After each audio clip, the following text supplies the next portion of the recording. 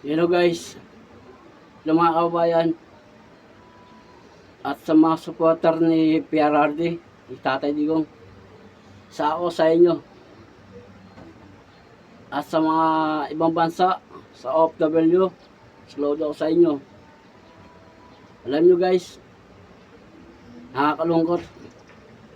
Kagabi, inaresto nila si Tatay Digong na walang warrant.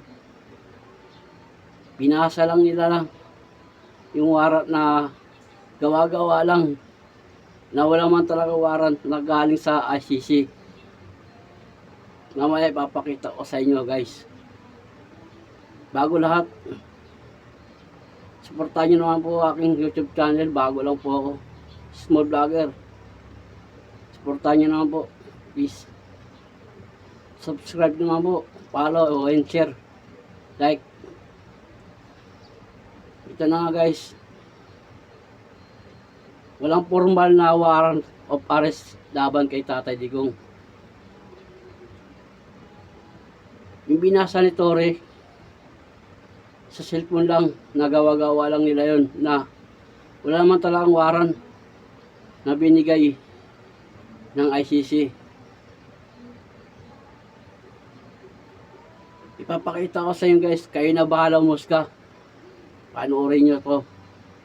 Status of the case of former President Rodrigo Roa Duterte, kailangan po natin puntahan dyan is yung official website ng mga institutions na yon, okay? So ito po, una natin tingnan muna yung sa ICC, yung International Criminal Court.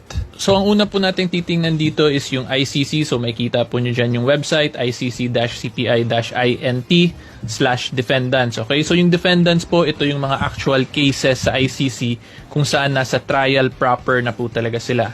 So dito po, kinlik ko to, ito ulitin natin. Kiklik ko po tong warrant of arrest dito, okay? Tapos kung makita po nyo ngayon, pag i-click nyo yan, lalabas po ngayon lahat ng mga defendants na may warrant of arrest pending. At ito, nakalagay din po actually sa baba kung ano na yung status ng mga cases. So dito po, kung titingnan nyo, Abdus, Aggali, Al-Abi, in short, alphabetical po to yung mga nakalista dito, okay? So ngayon, ulitin ko po, warrant of arrest, nakaklik. And this is under ICC-CPI-International, meaning this is the International Criminal Court website. So ngayon, since alphabetical po to, punta na po tayo sa may dulo banda para at least lumabas yung letter R for Rodrigo. Pero kung gusto niyo po, tingnan din natin sa D kung wala. Okay, ito letter A pa rin. Ayun, D na nga eh. Okay, wait, balik tayo guys. Sumobra ng konti. Okay, so ito po, letter E na rin ulit. Balik ulit tayo. So ito, letter A, letter B, letter B, letter B. Ayan, letter D, DAO, DOU. So yung letter D po is up to DOU only. In short, wala pong Duterte, okay? Kita naman natin dito. Ngayon, punta tayo just to verify. So ngayon, nasa letter E na po tayo, El Shagagi. Tapos may kita nyo naman po dyan, nakalagay dyan, no? Arrest warrant issued on 6 April 2023. So sa D po, walang Duterte as we have checked. And yan, LE, tapos G. Ito, si Gaddafi, nasama pa nga po eh. Pero anyway, punta na po tayo sa R para mas mabilis. Okay, so skip natin to. Number 5. N. May nakita ko yan, Netanyahu, ito po yung, I believe sa Israel yan, Prime Minister of Israel. So ito yung isa sa pinaka recent na issue, November 21, 2024. So 'di ba merong war ngayon yung Israel versus Palestine. So anyway, nadaanan lang po kasi nakita ko yung Netanyahu. So ngayon, continue po tayo, hanapin natin yung letter R, O, okay, wala pang R. So sa O, sa S wala pong from O dumiretso po agad ng S. In short, wala pong R, okay? So dun sa D, makita po natin dito sa ICC website, wala pong Duterte. Sa R, wala rin pong Rodrigo or Roa. From O, dumiretso po agad sa S dito, okay? And sa mga interested po na gusto ma-check to, punta lang po kayo dito sa website, icc-cpi.international, okay? Tapos punta po kayo niyan dito sa situations and cases, tapos ito sa defendants. So pag-click nyo po yung defendants, ito po, home defendants yan, lalabas po yan lahat ngayon ng mga pending cases sa International Criminal Court.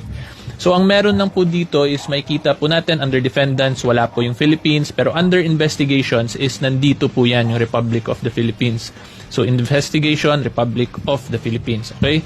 Tapos pag i-click natin dyan, ang mga nakalagay dito is yung alleged crime within the jurisdiction of the court, including but not limited to the crime against humanity of murder committed in the Philippines between 1 November 2011 and 16 March 2019 in the context of the so-called war on drugs. So, in other words po, it is still under investigation po ng ICC yung case ni former President Rodrigo Roa Duterte. At pag investigation pa naman po, wala pa po yung arrest warrant, diba? Because if it is wala pa po yung arrest warrant because if it is still under the investigation stage po, there is still no actual case filed. Nire-review pa lang po yan kung meron ba talagang kaso against dun sa respondent in this case, which is si FPRRD. So as of the date of this recording po, which is March 10, 2025, wala pa pong arrest warrant sa ICC website against former President Rodrigo Roa Duterte. And again, ulitin ko lang po, this is the only way for us na tayo pong mga private citizens, private individuals na ma-review or ma-check po natin yung status ng cases sa ICC kasi hindi naman po tayo papansinin ng ICC. However, makita po natin yan sa website nila kasi nagbibigay naman po sila ng updates. So again, klaruhin ko lang po as of the date of recording of this video, March 10, 2025, wala pa pong warrant of arrest na in-issue against FPRRD based sa ICC website po. Okay? So ngayon punta naman po tayo sa next kasi yung nakikita ko rin pong isa is hindi daw via ICC kundi via Interpol daw yung arrest warrant. Okay? So para po sa mga gusto mag-review niyan, pwede po kayo pumunta sa Interpol website. Yung website po nila is interpol-int. So INT stands for international po yan. Tapos from there po, punta lang kayo dito sa click nyo lang tong how we work. Tapos lalabas dyan yung notices.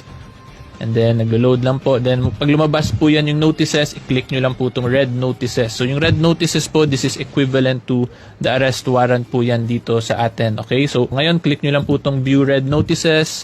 Tapos, maglalabasan na po yan yung mga accused dito, yung na may mga warrant or may red notice po sa Interpol. Okay? So, from here sa nationality, pwede nyo po yan i-click yung Philippines. Then, yan, click natin Philippines. Tapos, enter. Oops, sorry. From Philippines, click natin search. So sa Philippines po, ito po ngayon yung mga search results. So there are 11 search results po under Philippines. So dito po makita natin, wala rin naman pong Rodrigo Roa Duterte dito. There is Rosario Eden, Mejia, ganyan, De Los Angeles, Capili. In short, wala pong Rodrigo Roa Duterte. Makita naman po natin. Okay, so sa Interpol website din po, wala din pong official red notice. Wala din pong official red notice issued against FPRRD.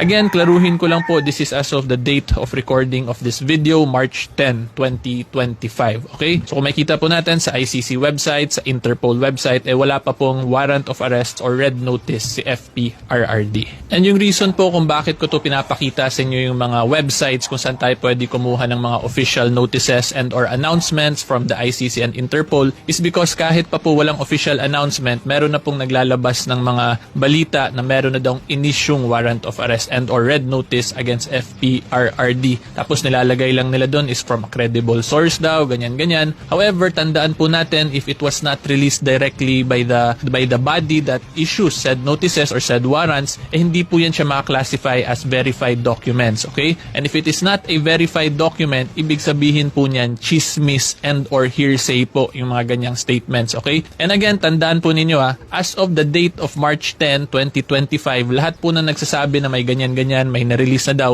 those are all hearsay and or chismis considering wala pa naman pong official statements from the official bodies that issues those warrant of arrest